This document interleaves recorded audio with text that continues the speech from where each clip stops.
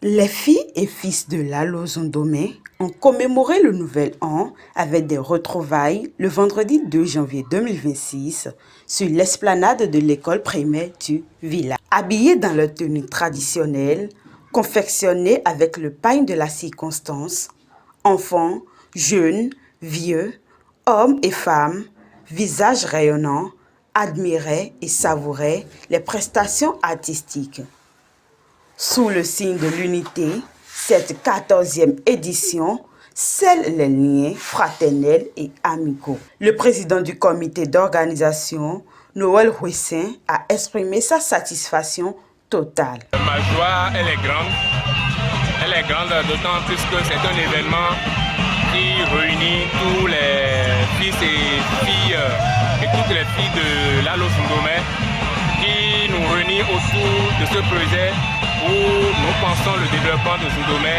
Nous conjuguons nos efforts pour accoucher des idées allant dans le sens de la construction d'un Zondomé rayonnant. C'est une initiative que nous avons prise il y a 14 ans où chaque fin d'année nous essayons de réunir les ressortissants de Zondomé et de Lalo autour de cette manifestation qui permet à toute la population de Lalo Centre de connaître un moment festin de joie. Présent aux festivités et natif du milieu, Mesmin Tadegla Tchedi a loué la qualité de l'organisation.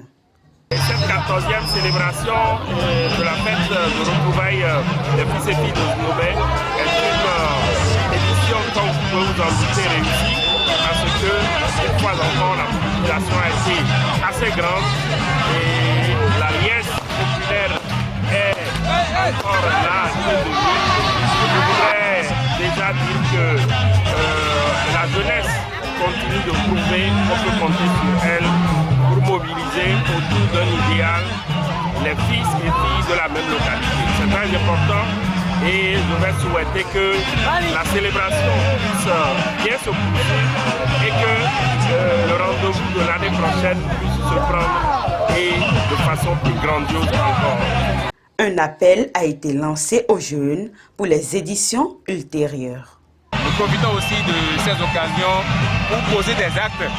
Pour cette édition, comme vous l'avez constaté, nous avons profité aussi pour doter les associations de femmes balayeuses en matériel de travail, de roues, de râteaux, tout ce qui leur permettra de maintenir leur environnement propre.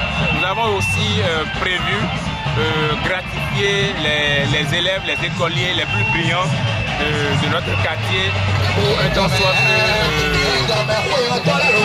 les aider à donner le meilleur d'eux-mêmes pour que Zondomé regorge de plus en plus de cadres pouvant conduire la destinée du milieu.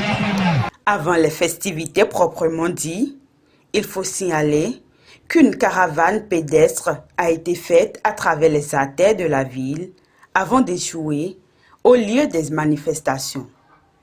Le comité d'organisation a appuyé l'association des femmes balayeuses et ont incité l'excellence chez les élèves.